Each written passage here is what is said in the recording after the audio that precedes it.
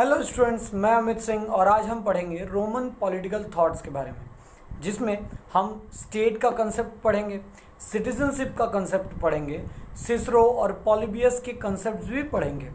इसके साथ ही साथ हम ये भी जानेंगे कि रोम कैसा था और वहाँ पे मोनार्की और डेमोक्रेसी मतलब राजतंत्र और लोकतंत्र दोनों ही थे। और ये रोमन पॉलिटिकल थॉट ने पूरे वर्ल्ड को क्या सिखाया, जैसे इसके सिटीजनशिप ने वर्ल्ड को क्या सिखाया, यहाँ पे लिबरलिज्म कितने थी। तो चलो स्टार्ट करते हैं। सबसे पहले स्टार्ट करते हैं रोम के इतिहास से। रोम का इतिहास सबसे बड़ा साम्राज्य था और सबसे पुराना साम्राज्य था। रोम में बहुत पहले वहाँ पे गणतांत्रिक सरकार थी, मतलब जो आज भारत में है डेमोक्रेसी, वो हुआ करती थी, डेमोक्रेसी हुआ करती थी। और उस वक्त सिसरो डेमोक्रेसी के बारे में बताया करते थे। वो एक बहुत जानकार थे, पॉलिटिकल एक्टिविस्ट थे, थिंकर थे, एडवोकेट थे, जो बताते थे कि डेमोक्रेसी किस चिड़िया के नाम है, रिपब्लिक क्या होता है। तो एक दौर था जब रोम में रिपब्लिक गवर्नमेंट थी, लेकिन उसके बाद जूलियस सीजर ने उस रोम को कब्जा किया और उसे ऑटोक्रेटिक या मोनार्कियल बनाया, मतलब अब राजा वाला शासन स्टार्ट होगा। उसके बाद अगस्तस आए, मतलब जूलियस सीजर के हत्या के बाद अगस्तस वहाँ का राजा बना और अगस्तस ने भी बहुत दिनों तक गद्दी संभाली और बहुत हद तक रोम के साम्राज्य को फैलाया और प्रसार किया।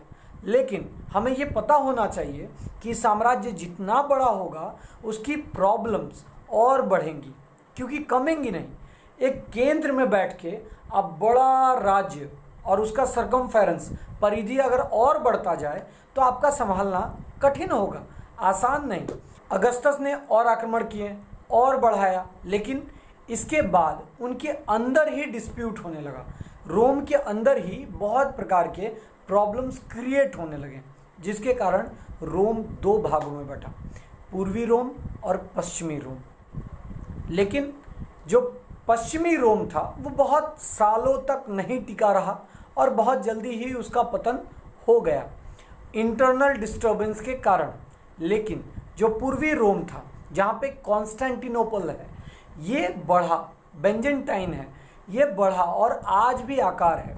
आज आप अगर आज भी रोम के बारे में गूगल करें, हम तो जा नहीं सकते, इतने पैसे नहीं है हमारे पास, तो अगर हम गूगल करें या अलग अलग वीडियोस देखें तो हम जान सकते हैं कि वो जो रोम था वो पूर्वी रोम में ही एक्चुअल रोम था, मतलब पुराना जो रोम था वो पूर्वी रोम में ही था। तो रोम में अलग अलग समय पे अलग अलग प्रकार की सरकार बनी और बिगड़ी।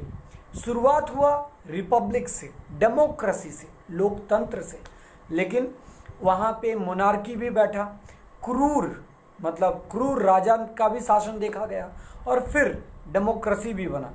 कितनी भी समय तक आप शासन चला लें बल के भरोसे, वो ज़्यादा दिन तक टिकेगी नहीं। हिटलर को देख लो, ज़्यादा दिन तक टिकी क्या?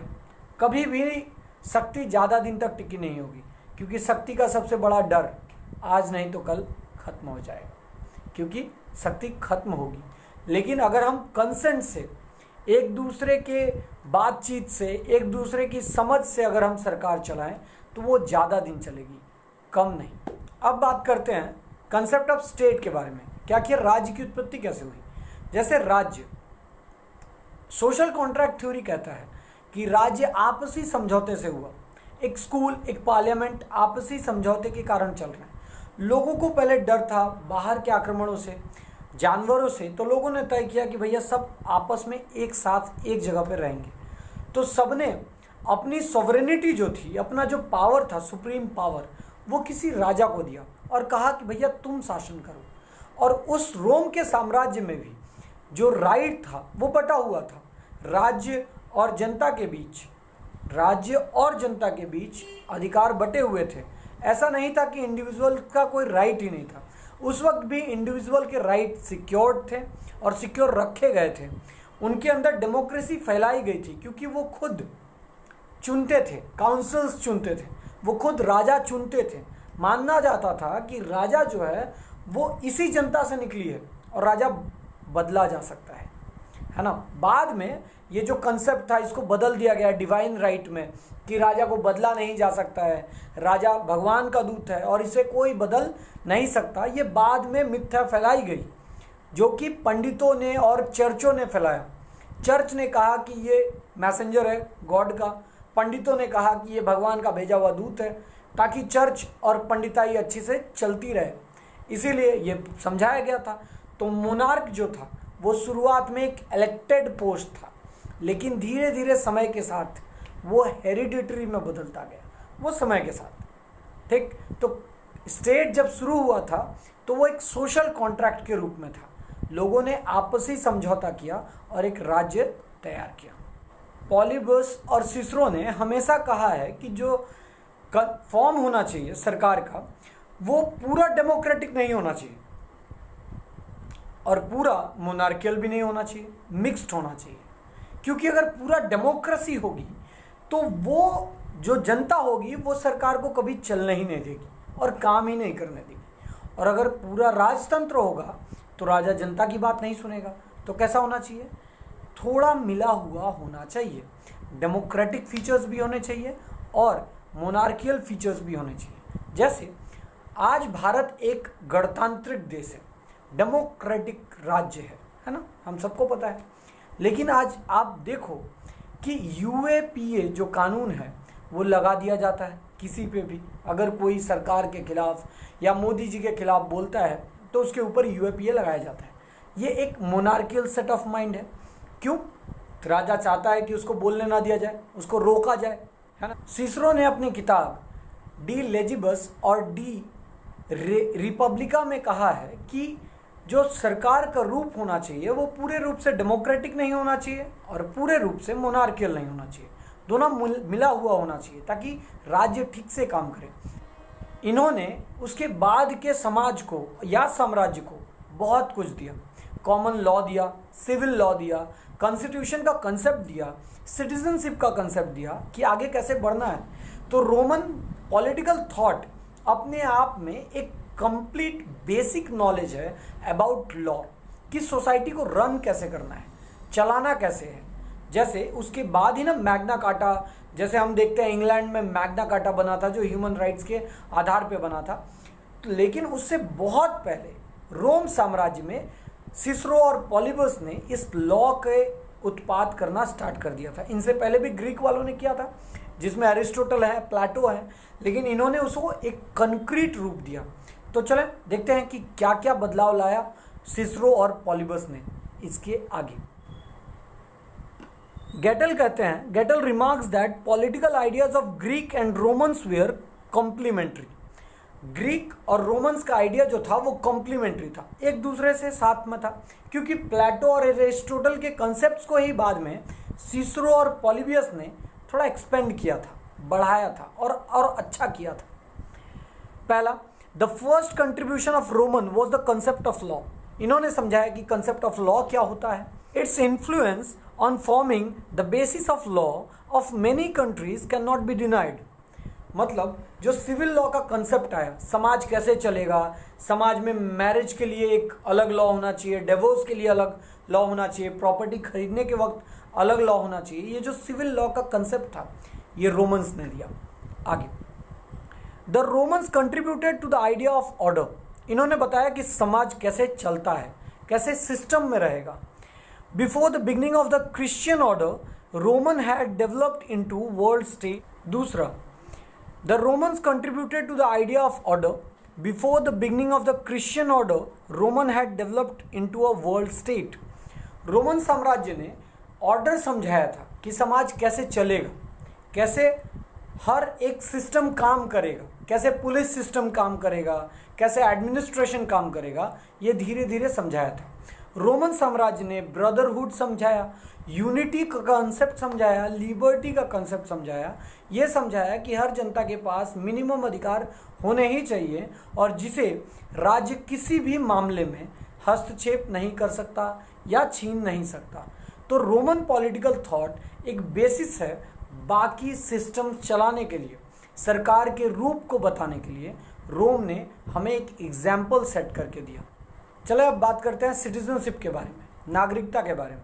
2019 में इस टॉपिक ने तूफान ला दिया था। उसके बाद से ये टॉपिक शांत हो गई क्योंकि कोरोना आ गया। अब ये कोरोना जाए तब ना हम किसी और मुद्दे पे बात करें, लेकिन जब तक ये नहीं जाता है तब तक हम इसी पे बात करेंगे। चले हम बात करते हैं सिटीजनशिप के बारे में। अमित शाह जी ने कहा है कि आधार कार्ड इकलौता नागरिकता का प्रमाण पत्र नहीं है। आपका वोटर आईडी कार्ड भी इकलौता नागरिकता का प्रमाण पत्र नहीं है। लेकिन रोमन साम्राज्य में इन सारी चीज़ों की ज़रूरत आपको नहीं थी। रोमन साम्राज्य नागरिकता बांट रहा था।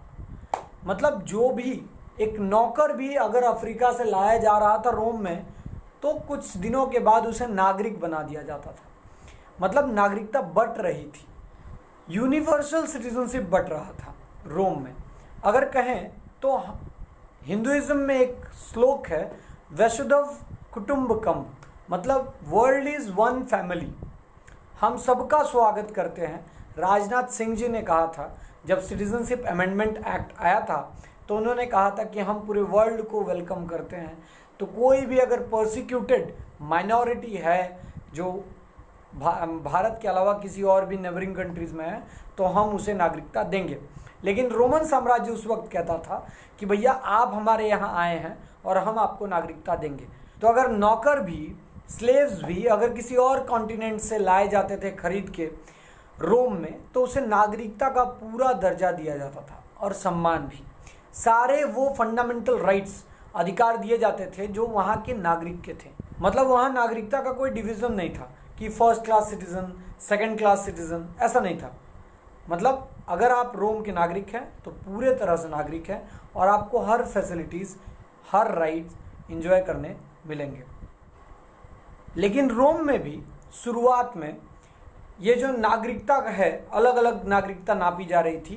पैट्रिशियंस और पेल्बियंस में जो अमीर लोग होते थे उन्हें पैट्रिशियंस कहते थे, और जो गरीब होते थे, जिनके पास पैसे नहीं होते थे, उन्हें पेल्बियंस कहते थे। लेकिन सिसरो और ये जो पॉलीबियस ने थे, इन्होंने आगे कॉन्सेप्ट्स को बढ़ाया और कहा कि हमें यूनिटी फैलानी चाहिए, ब्रदरहुड फैलाना चाहिए और यूनिवर्सैलिटी फैलानी चाहिए।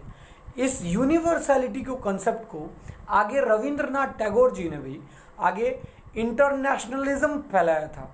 उन्होंने कहा था कि नेशनलिज्म ही बड़ी बात नहीं है, वर्ल्ड को हमें एक फैमिली की तरह ट्रीट करना चाहिए और इंटरनेशनलिज्म में विश्वास करनी चाहिए।